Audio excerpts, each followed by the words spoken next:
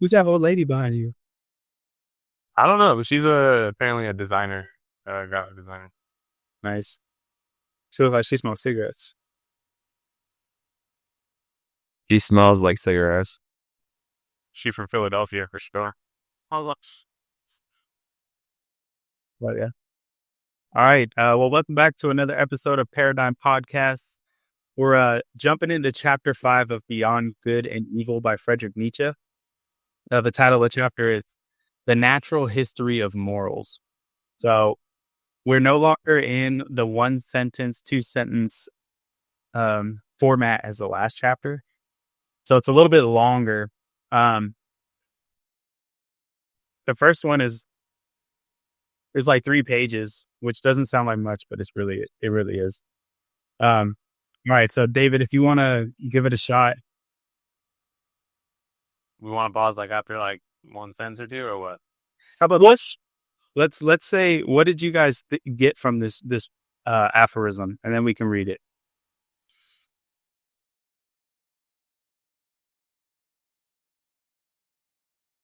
I asked ChatGPT to fucking help me break it down. I was like, dude, I mean, thanks, I guess, like that's how I felt about it. Um, What did ChatGPT say? I mean, I can pull it up unless you're like primed and ready to go. Give me 2 seconds. I can pull it up. All right. Let's see. Fuck it. This is my last question. First doing this virtual, so I got to have my tabs open. Yeah, hang on. Okay, so it goes. Oh, hang on. Okay, in this aphorism, Nietzsche observes a striking contrast in European morale thought. The moral sentiment in Europe at present is perhaps a subtle, belated, diverse, sensitive, and refined as the science of morals, belonging hitherto in recent, initial, awkward, and coarse-fingered, an interesting contrast, which sometimes becomes an incarnate and obvious in the very person of moralists. This is written in this thing like we're reading. He critiques that nascent state of moral science, suggesting that while moral feeling has evolved to be nuanced and complex, the study of these morals remain rudimentary and lacks sophistication. Morality is a living phenomenon. Nietzsche proposes that morality should be studied as a living, evolving entity. Morals for Nietzsche are not rocks that can be picked up and defined in nature. They are rather a species that has a natural history, which can itself be studied and explained. He emphasizes the importance of understanding morals through their development, variations, and transformations across different cultures and epochs. And like, there's so much more. I could like keep reading. Probably, yeah. You went off, dude. It pretended to be Nietzsche on you. It said hitherto and They're there. headed too, bro. That first stuff that I was reading, I think it literally. I mean, he's just quoting this passage. Like, I think that's literally the start of 186. What I read. Oh, So it was just referencing like the work. I'll jump into it. yeah. All right. Aphorism 186. The moral sentiment in Europe at present is perhaps as subtle, belated, diverse, sensitive, and refined as the quote science of morals. Belonging thereto is recent, initial, awkward, and coarse-fingered. An interesting contrast which sometimes becomes incarnate and obvious in the very person of the moralist. Okay. Well, Um, let's get okay. Yeah, let's keep going because it's like, well, we just yeah. Indeed, the expression, quote, science of morals is, in respect to what is designated thereby, far too presumptuous and counter to good taste, which is always a foretaste of more modest expressions. One, Yeah. But I was like, yeah, let's just keep going. Let's read through. one ought to avow with the utmost fairness what is still necessary here for a long time. What is alone proper for the present? Namely the collection. Oh, what the? You're the. Easy up, you guy.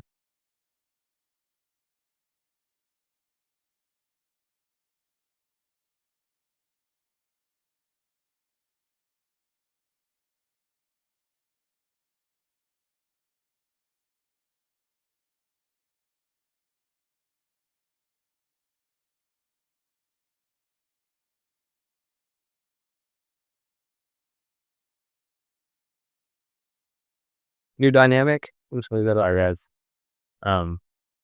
You guys hear me? All right. Let's just run down that. All right. One ought to avow with the utmost fairness what is still necessary here for a long time, what is alone proper for the present, namely the collection of material, the comprehensive survey and classification of an immense domain of delicate sentiments of worth and distinctions of worth, which live, grow, propagate, and perish, and perhaps attempts to give a clear idea of the recurring and more common forms of these living crystallizations, as preparation for a theory of types of morality. Okay. So I think what he's saying here, and you guys can counter if you don't agree. So he's saying the moral sentiment in Europe at time now has become a science of morals, trying to discover what is moral, right? And he thinks that that's an incorrect way to do it because he thinks there are, on page 88, there are types of morality. So rather than trying to figure out what is moral, they should just observe and research what other people find, what like the theory as a whole, that there's different types of morality rather than one conclusive one. The different, okay, that makes sense. What questions do you have? Because it'll help Can me. you give me an example of that? Of like two types of morality? I mean, So he talks about it later in the next couple aphorisms that we talk about. We read, but he talks about well, I mean, just like the Buddhists have their own set of principles. Like that's the morality, right? Like so do Christians. Like wouldn't it be two different things? And like both of them could have like things in them that are good that I could agree with, you know? And they're both like being like, no, these are the right ones. all right. So there's different. That's a good example. There's different forms of morality rather than trying to figure out which one's the right one. Or they bubble up in different forms. You know, like he gets into it later, but he's like the scientists are trying to find it like in science, you know? Like the religious people are like finding it in religions, you know? But like morality does end up bubbling up to like some sort of collective sense. Or we at least adopt one that could be our collective sense. So I got a note here from ChatGPT. It says, Nietzsche observes that Europe's moral sentiment is highly refined, sensitive and diverse, but also clumsy, recent and awkward when it tries to fashion itself as a science. The so-called science of morals is immature, prideful, and ironically inelegant, given the finesse required to even grasp morality properly. That's interesting. Well, like rather than being trying to, they're more refined, they're more sensitive, they're more diverse. So they're trying to study the science of morals rather than just observing the different types of morality, which is like in italics on the top line on 88, the theory of types. Right. On 188? On 88, Oh, I see. the top, there's in italic. Damn, fool. That's literally right. That's a interesting type of morality, fool. Yeah, man. All right, keep going. Hold on. Okay, here we go. I have another one.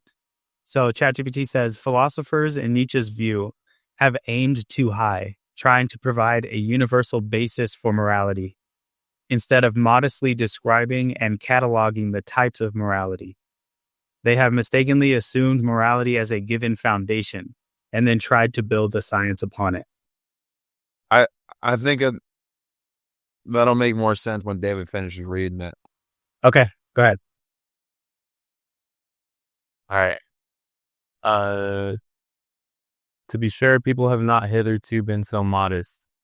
All the philosophers with a pedantic and ridiculous seriousness demanded of themselves something very much higher, more pretentious, and ceremonious, when they concerned themselves with morality as a science.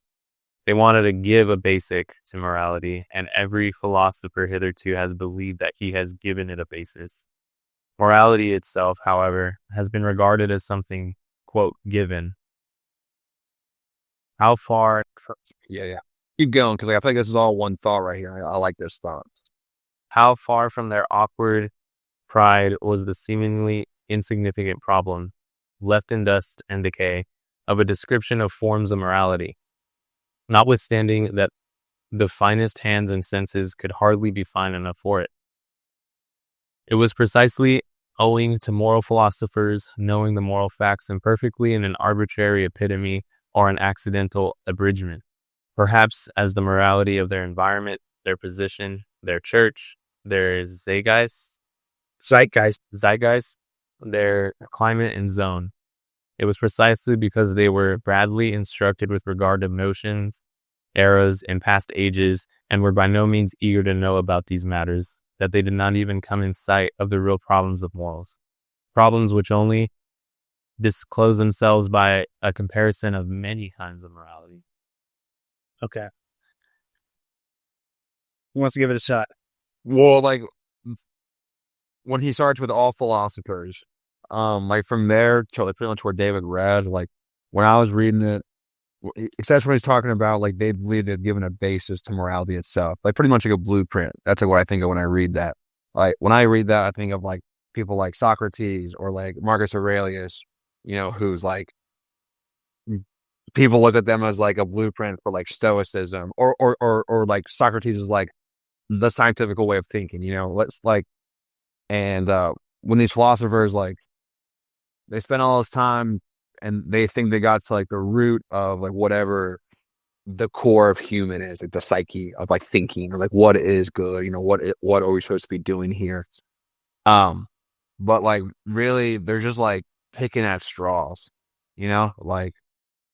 like stoicism only works because like it works for him. Like it doesn't mean it's an actual blueprint, like, and like those morals might work for Marcus Aurelius, but like he was the Roman emperor. Does stoicism still work for a slave?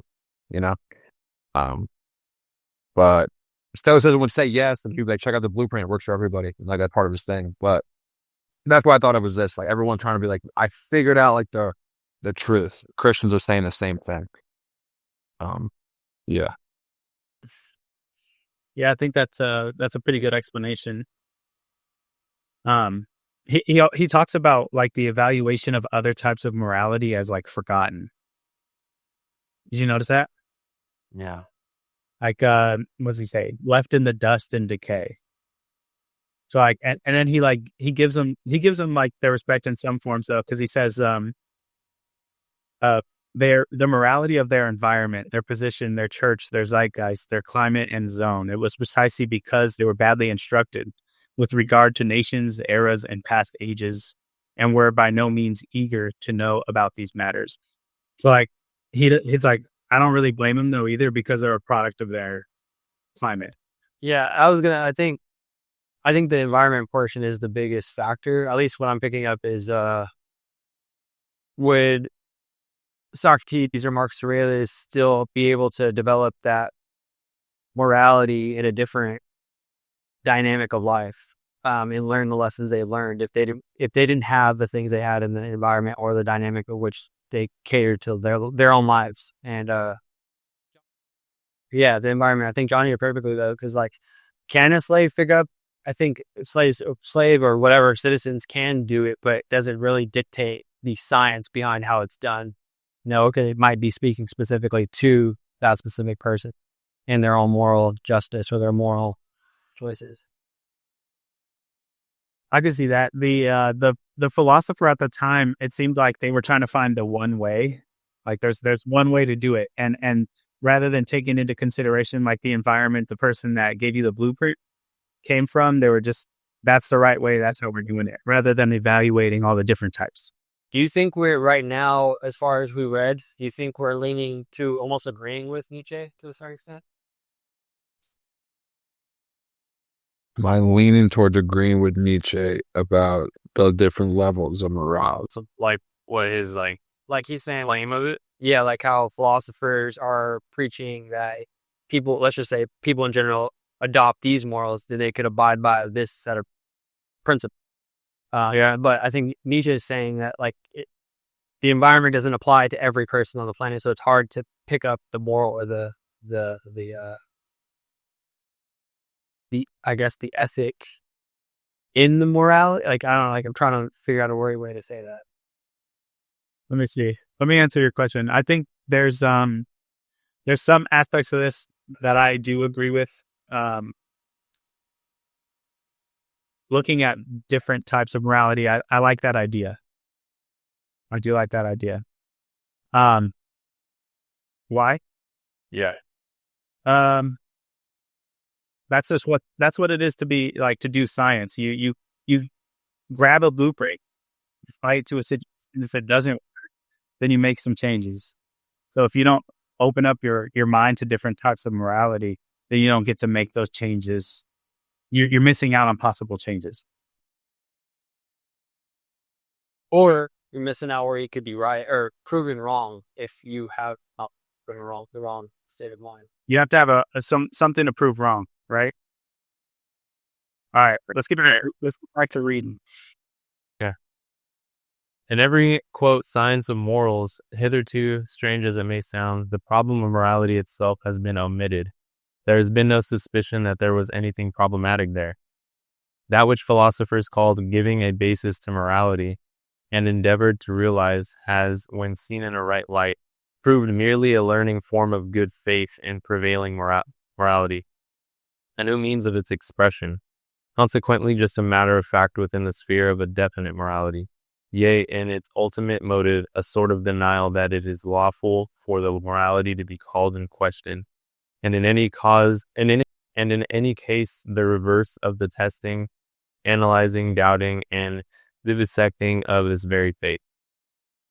Here, for instance, with what innocence, almost worthy of honor, Schopenhauer represents his own task, and draw your conclusions concerning the scientificness of a science, whose latest master still talks in the strain of children and old wives.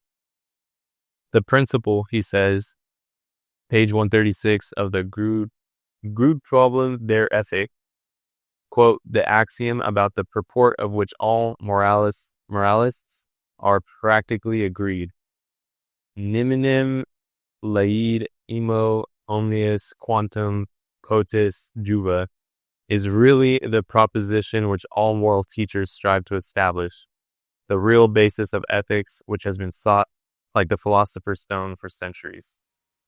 Okay. That was a mouthful. All right, so ChatGPT says Schopenhauer here. So here's the criticism.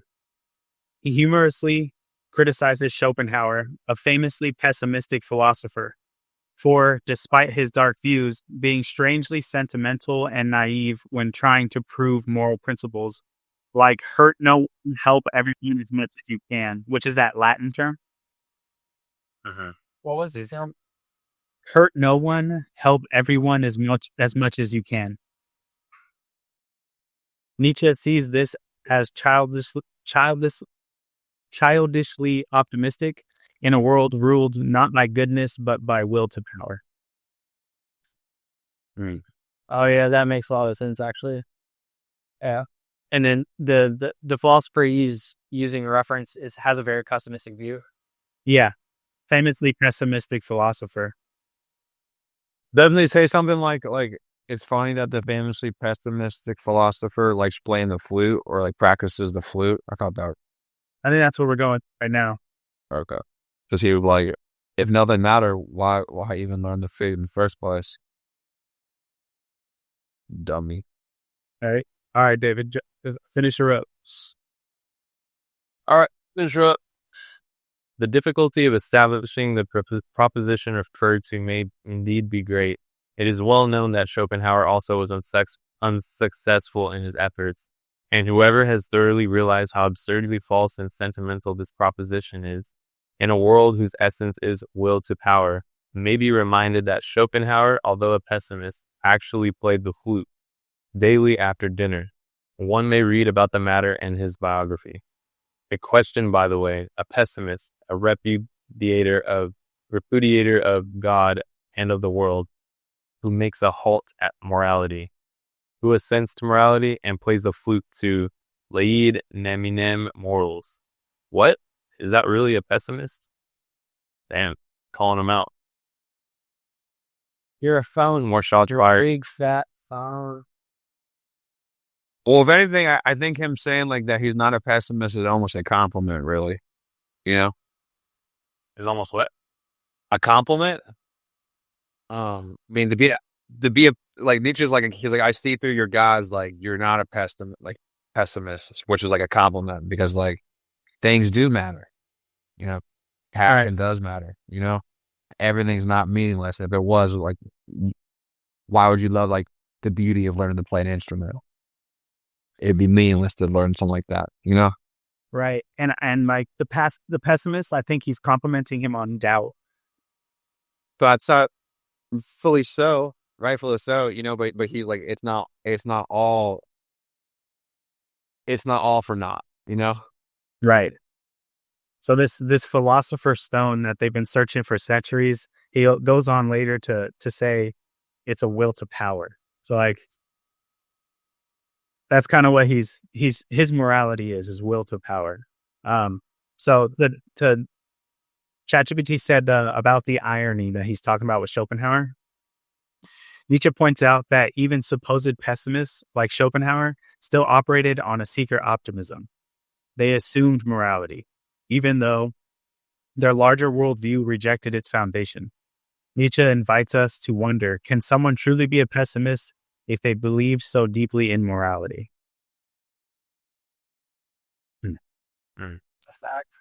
Yeah, he's like, if he was really pessimist, so it's all for nothing, what's he so worried about? Yeah, why does he care so much? Yeah. It's like that person's like, Being a pessimist, like, that means you like giving up. You think it's all for nothing, you know? So it's kind of sad, actually. All right, check this out. I'm going to share my screen real quick. How do I do that? Where is it? Here. little box. The box with the arrow.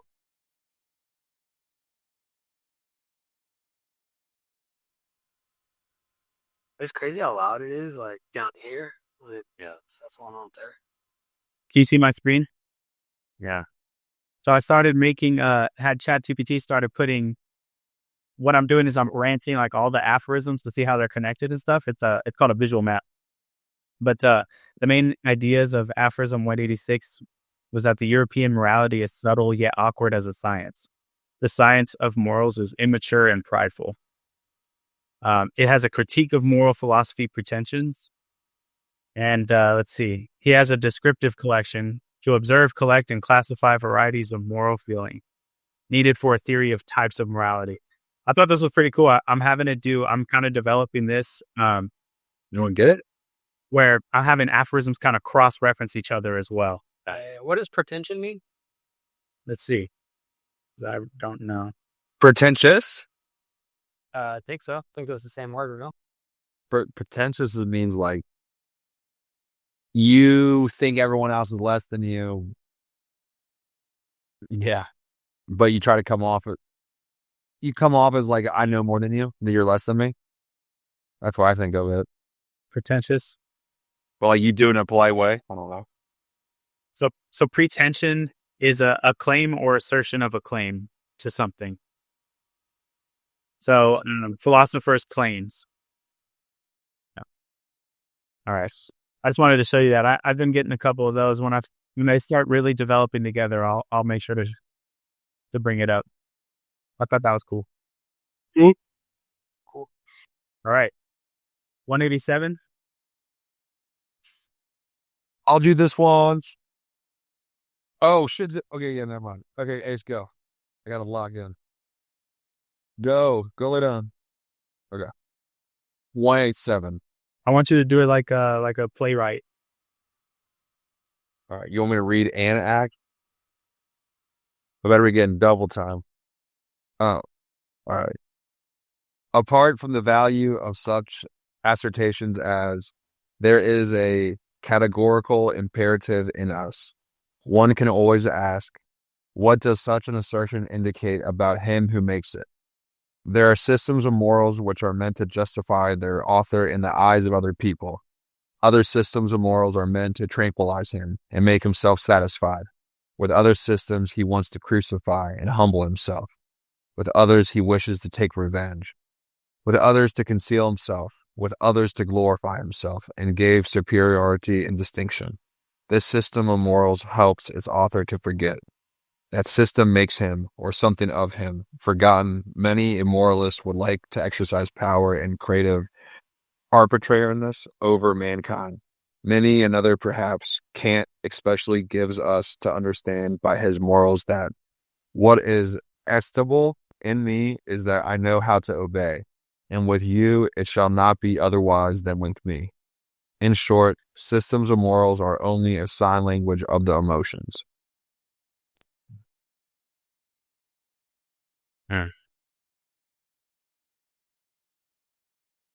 Okay, well, I mean, just off the hip, like he's kind of getting at that our morals are self-serving. You know, I mean, the most extreme version of that is like a Pharisees. That's someone who like takes morals and uses it as like a camouflage to do like to twist it for their own use. You know, that's like what a Pharisee is, right? So like, Would you not save your sheep if it was on Sabbath? right. So like, I think he's just getting at that like we use morals in a lot of different ways, and it doesn't mean that the root of the thing that we're holding up as our morals is not right or wrong. It's just the fact that like in a lot of ways it could almost be like a mirror to like the reason I have these morals is because like of this personal drive within me already, you know? And like if I align these two things, I have a more so reason, like spiritually, emotionally, mentally, to like then like aim myself, because then like I have like morals behind the thing I might already have an inclination to do. Or cover up. Or if yeah, exactly. Like it could be like almost a mask too. It could be like an inverse of your things. Like you could have like a twisted heart or something, but like you wear like the morals of like a righteous heart as like your mask, you know, because like that like extinguishes like whatever the things he was talking about, you know. Yeah. I like the term you used, self-serving. I think that really describes it perfectly. And I had a ChatGPT do this, but it said Nietzsche claims that systems of morality aren't purely rational structures, but emotional expressions, the sign language of emotions. So, like people's moralities are really revealing psychological like motives, is what it's saying here. But absurd. For example, like if someone had, I mean, I think we all do this, but like I always kind of like analyze people like after I'd meet them. I met a lot of new people this weekend, you know. But like if someone would meet me and like they kind of get a view of like my morals and like that, like what I believe in, they could like make up like an avatar in their head of like probably the type of guy I am, you know? Because like why else would he like act this way, you know? Right. Your how you're viewed in the public. Your vanity. Your vanity, yeah. And like it could be on the opposite side too. Like if someone's a villain, like I don't want to get too into the weeds on this, but there's a person who got really drunk, and every time he gets really drunk, he becomes a villain. Okay. He's not like that when he's sober, but he's consistent like that when he's drunk. And like, I think it's very obvious. Like, it's like, oh, he's got like weak character. He's self-conscious. Like he's frustrated. Like like all these things, like I can like identify that in him, you know, because like whatever's bubbling to the surface, like his morality, like him being rude to people, like I would never, like even if I'm blackout, I'm still John Croso. You know, like this guy, you have to really push me. Like I wouldn't be like a villain on purpose. You know, I might be like a fool. You know, You might poke some buttons, or you poke some buttons. You know, but I'm not saying I'm not I like confrontation. I'm not, you know. Find you about we're in San Diego or San Clemente, wherever we're at. So you fucking pulled the DJ thing down. That was bad. That was bad. I don't remember that. That wasn't even me. That wasn't me. That was bad. I didn't do it on. So that's the thing. Like, oh, I fell over and was a villain. It's not like I was like the DJ. Like, fuck you. Like, I fucking hate your music. Like, I wasn't like that. I was just a fool. You know, Like, I was just having a good time, bro. So I was like, yeah, I was bumping into people. I still like drink, but I wasn't being like, I hate you. You know, like you're a fool. Like, yeah. So I was being like, yeah, I was being a drunk, sloppy fool that to other people that is a villain to their night. Yeah. But I wasn't intentionally like aiming at being a villain. You know, I was just a mess, different. But even then, blackout. Now I was like, I wasn't being. There was no malice in my heart. That's what I'm getting at. There was no. Man, really softly. Where's that DJ probably thought there's malice, but total accident. I think we really nailed that one, 187. Do you guys have anything else to add before we move to 188? Nope. All right. I'm going to run to the restroom real quick. I'll be right back. You know, go get it. Go get it.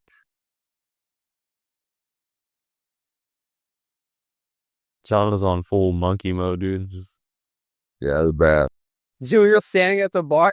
We just heard the music cut out. We're like, what the fuck happened? And we look over to where the DJ thing was at. We should see you stand up. We're like, oh. The shit was so funny. I was like, whoever ran out back in the streets. I was like, John, stop. He's like, what? I don't remember any of that. I do remember running away from you, but I remember thinking that was funny. I don't remember the DJ thing at all. That's bad, actually. That was actually like a real blackout moment. 'Cause I don't, like the last thing I remember was like people being like, I was bumping into them trying to dance. I remember that. I remember the dance floor. I remember being next to the DJ table.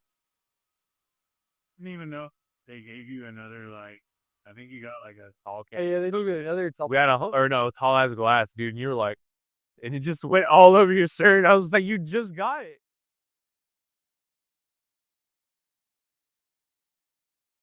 Who's that Colombian Bam Bam, bro? I know, like the lights were off in the hours before that happened. You know, that was the problem. Already gone. Yeah.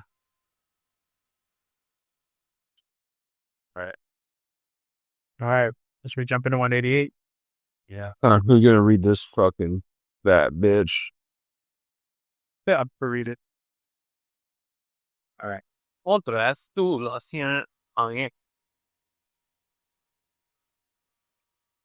Aphorism 188.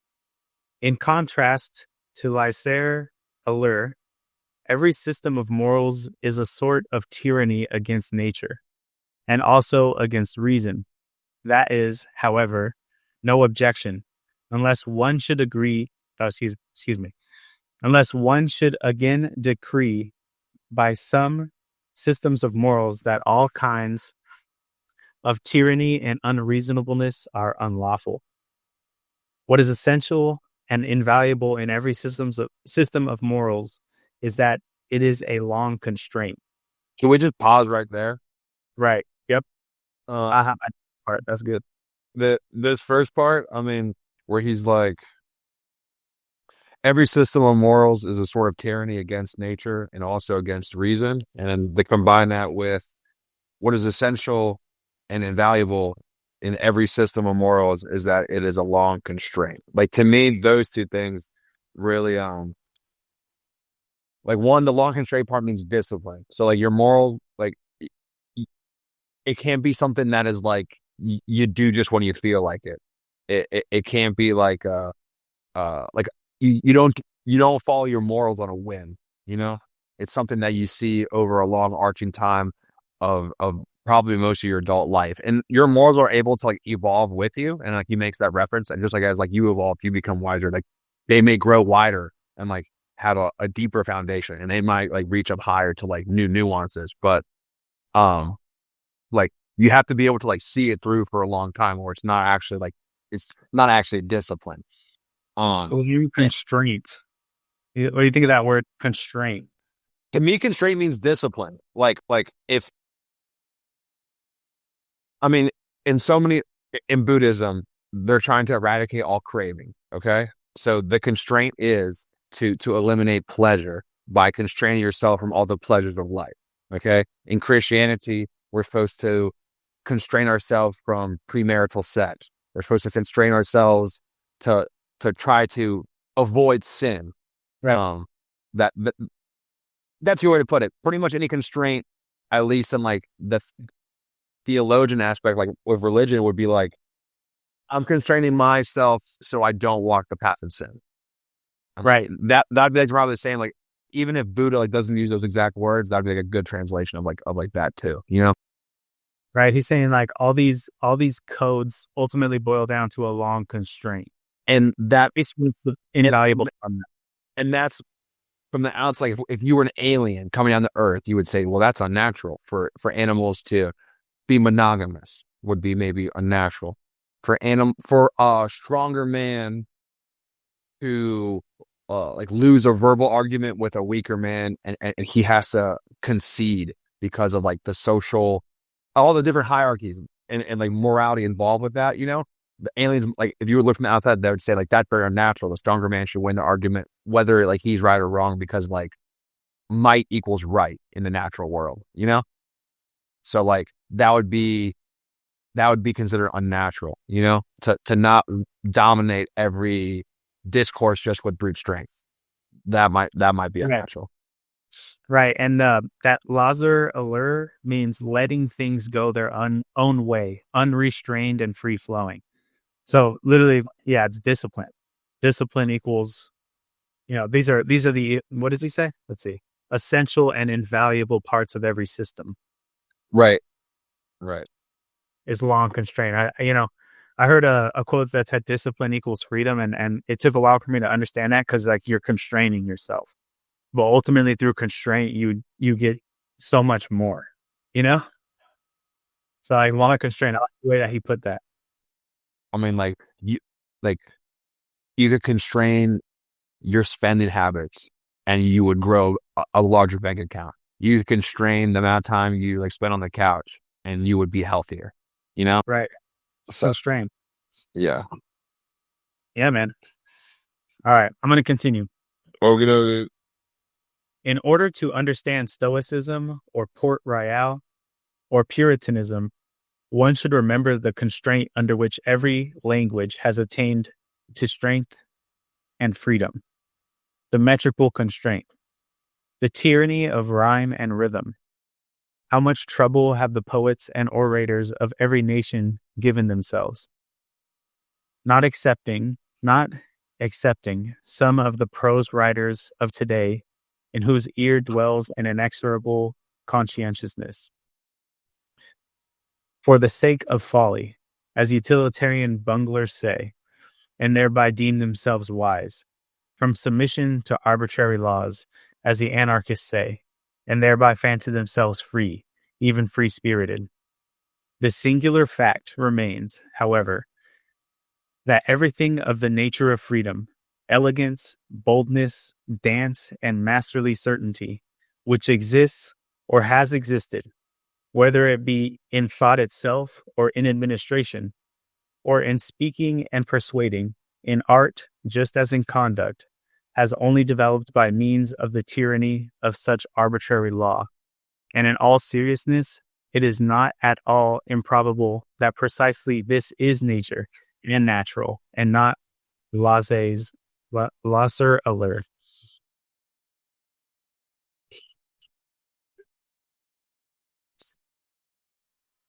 All right. What does that mean again? Free flowing, unrestrained. So let's see. I mean, just at the end where he's like, maybe that it is natural, that like this is nature. I think he's just like, I think of like the whole like morals could just be like, Jordan Peterson talked about this a lot, but like how like you need to bring order into chaos, and like the world is chaos, and like having to organize your thoughts and all the people around you and all the moving parts, it's chaotic. And like morality helps anchor everything and gives you like a vantage point to like maneuver through. Like you bring order into like your psyche, and into your life. And like I think he's getting at is like some sort of discipline, some sort of morality to like kind of code the world for you, is natural, actually. Like it would actually be unnatural to be all free flowing with no order in sight. That would be actually probably unnatural. Like, even the animals find like they're sync with nature naturally. It's like they're not in chaos. Like even though they're always in flux, like which we are, like we still find a way to bring order to it. If we didn't, it would be like a disaster. Well, we would never build anything. We'd be nothing more than just animals, just like the other animals, you know? Yeah, that's what separates us, right? Is we don't follow urges. When a deer's hungry, it eats. When a buck wants to, man, well, I'm hungry, I eat, boy. When the deer wants to make babies, it makes babies. You know what I'm saying? I almost think he's given a little bit of a nod to it because, like what he says here, he says the singular fact remains that everything in nature of freedom, elegance, boldness, dance, and masterly certainty, which exists or has existed, has only developed by means of the tyranny and of such arbitrary law. Like the things that we see that are elegant, that are the nature of freedom, that are bold, that are masterly, are products of that tyrannical behavior. Tyrannical behavior of what? Like long constraint. Right. He's saying the long constraint, discipline. Discipline is the tyranny of nature, which is to be free flowing and unrestrained. So with that in mind, he's saying because of this restraint, we have these things that the nature of freedom, the things that we find elegant, bold, that are masterly, they are all products of discipline. So in a way, we're tyrants over our own. Correct. Right. And it's through that we've gotten everything that is this beauty, things that we admire. Yeah. Right. All right. Do I continue? Yes. All right. Every artist knows how different from the state of letting himself go is his most natural condition. The free arranging, locating, disposing, and constructing in the moments of inspiration, and how strictly and delicately he then obeys 1,000 laws, which by their very rigidness and precision defy all formulation by means of ideas. Even the most stable idea has, in comparison therewith, something floating, manifold, and ambiguous in it. David, as an artist, and Devin as an artist, how does that hit any notes for you? Yeah, kind of makes me think about like when I'm the most creative is when it does feel like everything's like free flowing. But because I'm like operating in that way, like I'm just kind of putting the puzzle pieces together to make something creative, like an idea for a logo or something. Well, I mean, I want to ask. I was just gonna say I'm still following, like, I think my own like process. I guess that makes sense. Yeah, well, I mean, like, do you ever go into art like blind though, without any sort of visual like thing that you're kind of thinking of? Like whenever I make something, even if my finished product isn't exactly what I first thought of originally, when I first step and make something, I have like an original like thought or muse or something that is like my lightpost of what I'm trying to make. Whether it's like I'm mimicking something that I saw that I want to make something kind of like that, like you're making like things for people, so like they've already fed you like a lot of the criteria, so like there's already constraints like off the bat, so it's like not free flowing, like you have to like do something. Yeah, I would say I align more with that. My creative process aligns more with stealing. I guess the term that's used the most in like artistry or like the design video stuff or like whatever, it's steal like an artist. And I learned a lot of that theory from like Basquiat, and he got a lot of his ideas from other artists. And he kind of just he did have a lot of free range when it came to his own emotions and the way he like put stuff on the songs. But at the end of the day, he still he acknowledges where his inspiration came from, and he made it his own. He didn't just replicate something and then change it just by tweaking it by just a tiny bit and being like, oh, well, I got the inspiration from it. But like, there's ways to, and I the reason I say that is because when I can even look back when I was making music, like I always look for inspiration. I was never like, okay, I'm gonna go completely empty minded on my own thing. I was always listening to music to find out what I like, and in that process, I do the same thing with videos too. I find the deep essence of storytelling with the cinematic feel to video to be my most, I guess, organic way to create something if I was constrained. When you're talking about inspirations, you're like going and finding blueprints from creators that you like, right? Like almost like a site map in a way where like how to like it's not A to B to B to C to B. No, it's more like is Z. This is what it looks like, but you can move everything around if you want. Like, so that's kind of like how my so I would say for the most part, all my whole creative journey, I've never been able to just shoot off of the hip. I've always had references to kind of go off of. Hey, see, some of the oldest human art that they find is like a carving of an animal. They like whittled out of wood or something, you know? So like even like some of the original art, they were like, oh, an animal. I'm going to make that. I'm going to make a dog or whatever. You know what I'm saying? Like, I mean, that's like, since then, that's what we do. Yeah, we like trace it. I mean, when I think of like abstract art or something though, I think there is inspiration for like some of the more like loose like things that don't have meaning, you know? Like you could just make a white painting or like a ambiguous shape that kind of means nothing. And that's like more art, you know?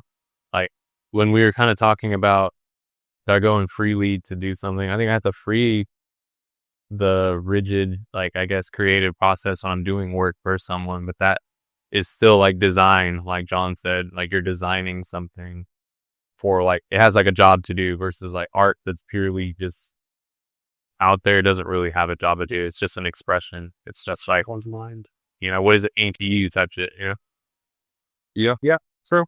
I mean, I'm like doodling right now, and it's like not like this doodle has any sort of significant value, or I'm like trying to draw anything. I'm just doodling. So that makes sense. Yeah, I think what Nietzsche is saying here is like, you know, the creativity maybe does come up from a free flowing state, right? But even when you express your creativity, you operate within a code with your laws. Like you can create the best video, you can create the best logo, but you'll never break the rule of thirds. Right. Some, you know, to like design and like things. That's why art and design are so kind of like this area in between them, but they're also like on different ends of the spectrum, you know? Like, but in order for me to make a logo that's gonna be like creative, it's like I want to say like kind of like you could see like, oh, I like what you did there. That's clever, you know, that's clever design. And then something that works, you kind of have to be unconventional with how you would go about your design process. Like, you know, like convincing someone that the Apple logo should be an apple and it's not a computer, you know, it's Right. It's an iPhone. It's an apple, you know what I mean? Like, it's not a tech something that folds in half, you know, but clever, you know, for what they're going for. And it's always created within like what does he say here? Delicately, he then obeys 1,000 laws. Right. So like this discipline has like created or it breeds creativity. Like you can be free flowing, but until you can discipline it, it's not really, you can't create it. Yeah, because like when I like the 1,000 laws thing, like if you're just like drawing, for example, like even if you have like a crystal clear like thing in your head, like there's a bunch of laws when it comes to actually drawing. You know, you can't just like make it happen. He's like, okay, Right. delicately put the line here, shade there. Right. Exactly. All right. I'm going to continue. The essential thing in heaven and in earth is, apparently, to repeat it once more, that there should be long obedience in the same direction. Thereby results, and has always resulted in the long run, something which has made life worth living. Yep. For instance, virtue, art, music, dancing, reason, spirituality, anything whatever that is transfiguring, refined, foolish, or divine. The long bondage of the spirit, the distrustful constraint in the communicability of ideas, the discipline which the thinker imposed on himself to think in accordance with the rules of a church or court, or conformable to Aristotelian premises. The persistent spiritual will to interpret everything that happened according to a Christian scheme, and in every occurrence to rediscover and justify the Christian God. All this violence, arbitrariness, severity, dreadfulness, and unreasonableness has proved itself the disciplinary means whereby the European spirit has attained its strength, its remorselessness, curiosity, and subtle mobility. Granted also that much irrecoverable strength and spirit had to be stifled, suffocated, and spoiled in the process. For here, as everywhere, nature shows herself as she is, in all her extravagant and indifferent magnificence, which is shocking but nonetheless noble.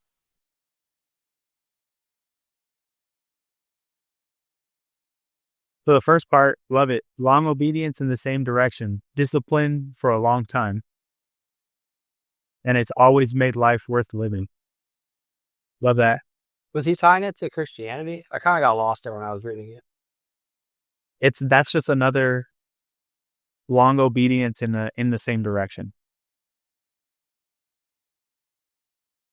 Whether it's Christian, whether it's Aristotelian premises, whether it's he's giving them credit. He's like, they've been pretty good about they be doing that. So all these different forms of long constraint have provided us these amazing things. Yeah. Right. And it's even built the European spirit today, is what he's saying. All right. That for centuries, European thinkers only thought in order to prove something. Nowadays, on the contrary, we are suspicious of every thinker who wishes to prove something, that it was always settled beforehand. What was to be the result of their strictest thinking, as it was perhaps in the Asiatic astrology of former times, or as it is still at present day in the innocent Christian moral explanation of immediate personal events, for the glory of God, or for the good of the soul.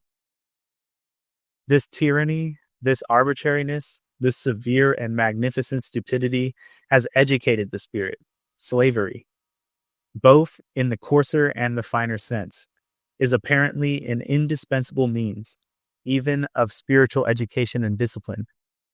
One may look at every system of morals in this light. It is nature therein which teaches to hate the laissez-aller, the too great freedom, and implants the need for limited horizons, for immediate duties.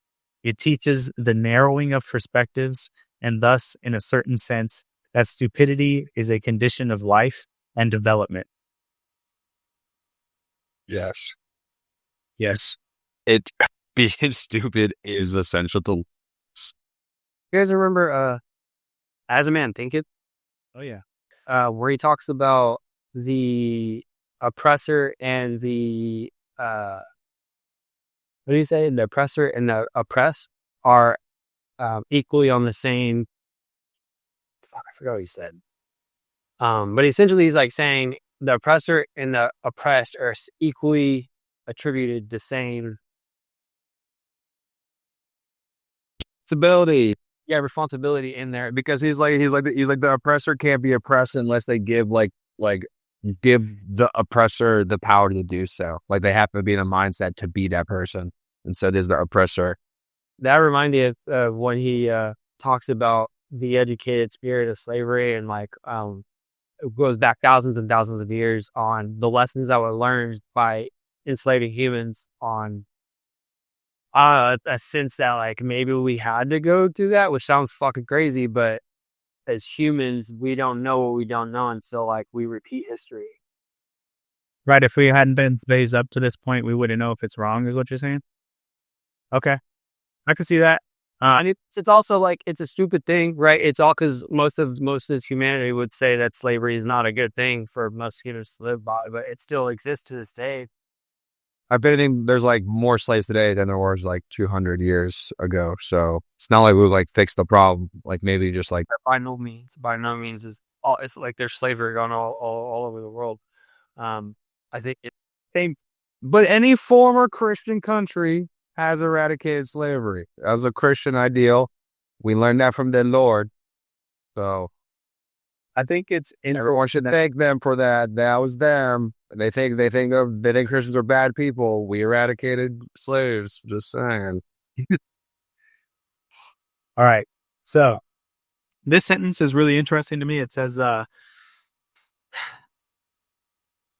this tyranny, this arbitrariness, this severe and magnificent stupidity has educated the spirit. Slavery, both in the coarser and finer sense, is apparently an indispensable means, even of spiritual education and discipline. So, like, being a slave to The grind. spirituality, or whatever it may be, has led to good results. And he's saying that in the both in the coarser and the finer sense. It doesn't matter in which way you look at it, like whether it's short term, whether it's long term, it's always led to the better results. So that's pretty cool. All right, I'm going to finish it up. Thou must obey someone, and for a long time. Otherwise, thou wilt come to grief, and lose all respect for yourself. This seems to me to be the moral imperative of nature, which is certainly neither categorical, as old Kant wished, and subsequently the otherwise, nor does it address itself to the individual. What does nature care for the individual? But to nations, races, ages, and ranks. Above all, however, to the animal man, generally to mankind. Yeah, I like how he calls out individuality is not really significant in the grand scheme of things. Well, we'll see about that.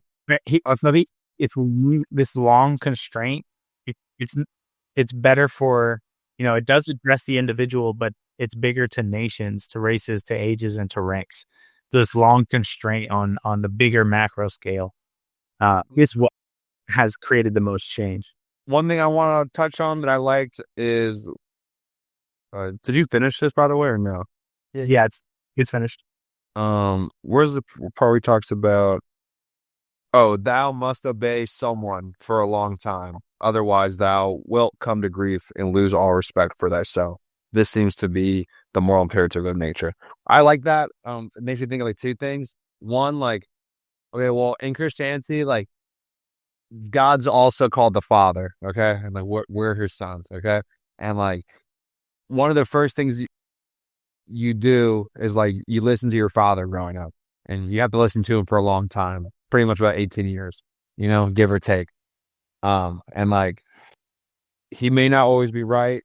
And like, we all are born with different fathers, but like, that is one thing that you learn to do first, is like, you have to follow the house rules, I think. And if you don't, there'd be repercussions. Like, I think we all know, like if you don't follow the house rules, I'm using my father's example, but like, if you don't follow the house rules, like, you're going to grow up to not know what discipline is. You're going to grow up to not know how to like, blend in like at a social function the right way, because if you can't follow your house rules, how can you expect to follow the school rules or the work rules or so like the rules at the mall or the rules of McDonald's, and then like the zooming out, like I think that's like why in Christianity it's like called like, he's our father. He's like the ultimate teacher, and like, you have to learn how to follow, even to be a great leader. Like, you have to learn how to be a good follower and do that for a long time, it takes time, I think that's kind of what he's getting at. Like, you have to be a disciple for a long time, Yeah, exactly.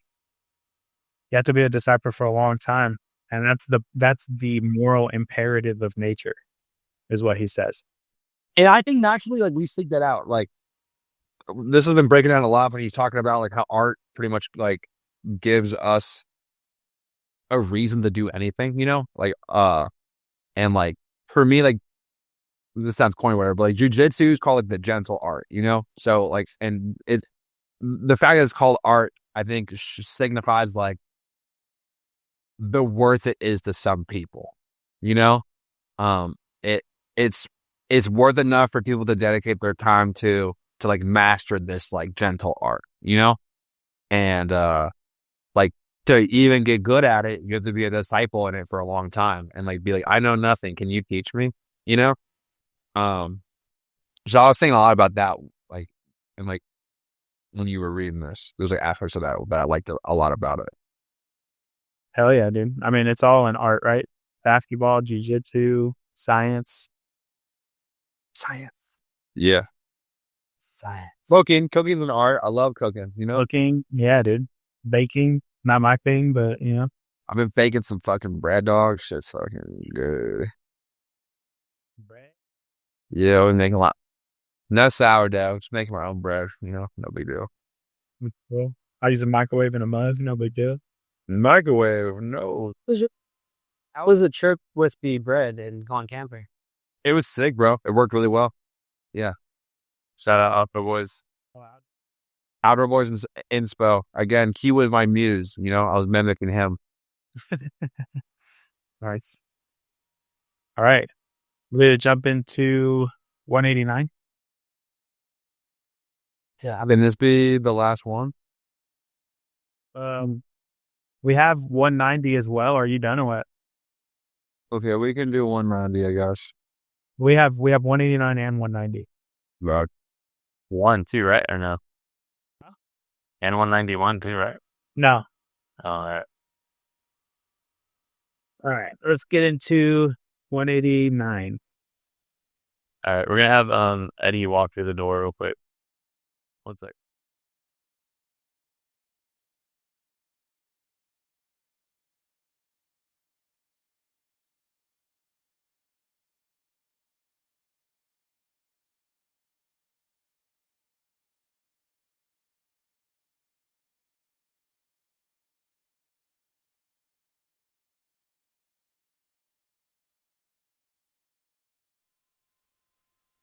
All right, go for it. Not yet. Oh.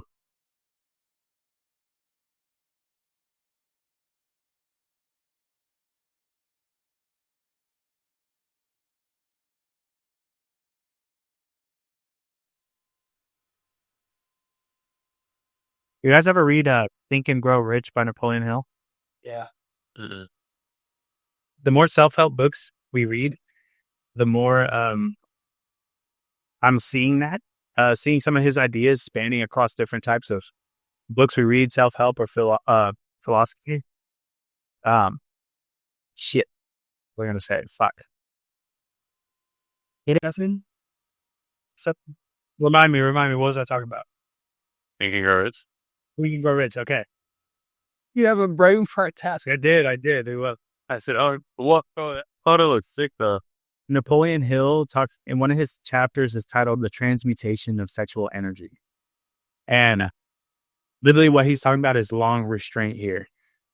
And that's what Napoleon Hill talks about is the people that become the most rich, he interviewed all these rich folks. They took their sexual energy and they transmuted it into another lane. What's so funny? That's in the door block about. Talk about sexual energy. Transmutation. Do you find That's the thread that I'm seeing here because that's what he's talking about here is long restraint, right? Long constraint. They're constraining or transmuting. And when he's saying sublimating, we're going to get into that here soon. When he's saying sublimating, that means just transmuting. So like taking your sexual energy, transmuting that into another lane to become successful. So that's what he means by sublimating.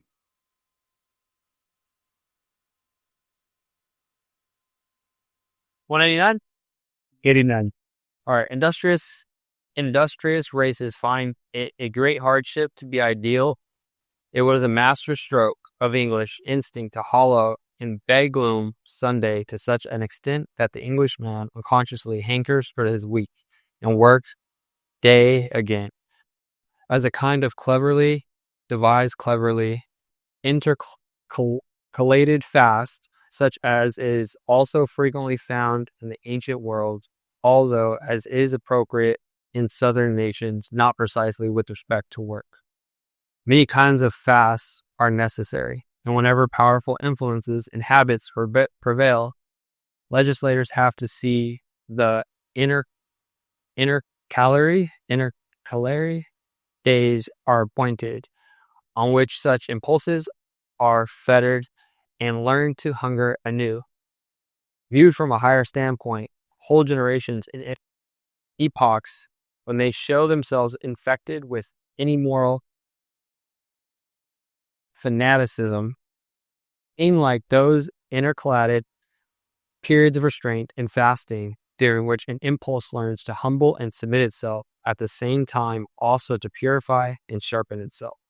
Certain philosophical sects likewise admit of a similar interpretation. For instance, the Stoa, in the midst of Hellenic culture, with the atmosphere rank and overcharged with aphrodisiac odor.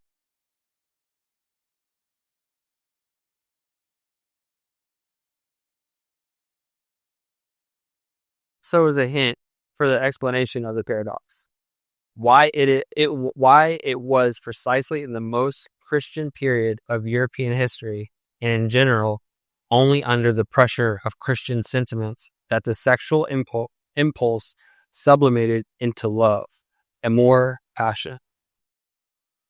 La pasión, la pasión. La pieza. All right. So someone take a stab at it. Yeah, you lost me in that one, buddy. Odors of. I guess because I'm probably gonna butcher this, but I think in the beginning of the 189, he speaks on the time of rest for finding that peace to kind of rebalance yourself, to kind of stabilize why you work so hard. And some cultures continuing on, it's a way to purify and also recalibrate and sharpen your own abilities to release the urges that you've had throughout the time period of working. And in certain cultures, that nature could lead into love or sexual desires, which could go into other things. But I think that's kind of like how I wrap my brain around it, is he's essentially just saying, you work a lot, you work hard, you play hard. This is how it was done in the European ages, when Christianity had a grip on a lot of people's minds, or like a lot of people believed in the faith of Christianity. Okay. There's some parts in there that I think go with it. So let me ask you, he says industrious races find it difficult to be idle. Do you guys feel like that? Yeah. Well, industrious just meaning like, I think how I picture is just the working, the gears that are turning. Like to be idle is to have nothing going on. Can you do that? It's kind of hard. It's kind of hard here, dude. It's hard. So what he's saying here, I think, is like you're saying the rest days.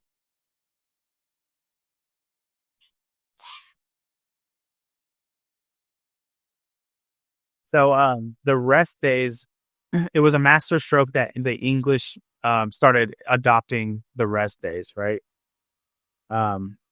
It becomes almost like a tool that, let's say, the Englishman, it makes him hanker or like desire to actually work the next week. Is that this rest days are tools, in a sense, cultural phenomenons or conditioning that trick or kind of have the individuals think that they want their work week back. It's a tool to make your workmates want to work. It's to provide off days. Let's see what else I got here. And culturally, they've always been cleverly intercalated. So that just means they've like always been integrated with the culture in some way there's always these rest days in culture.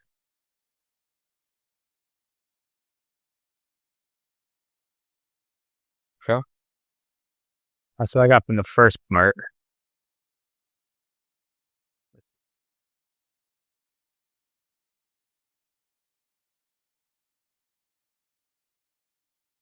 All right, I'm going to go to ChatGPT for some help.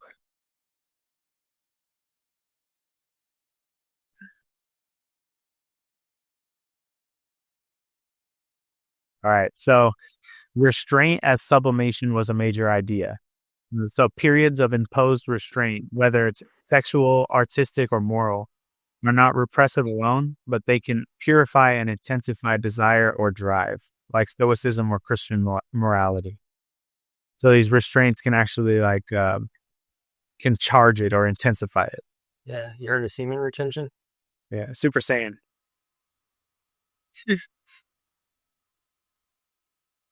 How we feeling? Toasted? Yeah, I'm pretty done. All right, David, you chose the book, man. You're supposed to be like, hell no, keep going. Oh, remember what we learned about restraint, Jay? We gotta restrain ourselves, okay? Right? We can't be just free flowing. Okay, we gotta restrain. I got to get in clearly anyway, so we'll wrap it up. Thanks so much for tuning in to another episode of Paradyme Podcasts. We hope you enjoyed the show. Out of the aphorisms we read today, go ahead and drop your favorite down below. Do you think we missed anything? Is there anything you would have talked about? Go ahead and drop that in the comment section. Everything you need will be down in the description box below. And have a good day.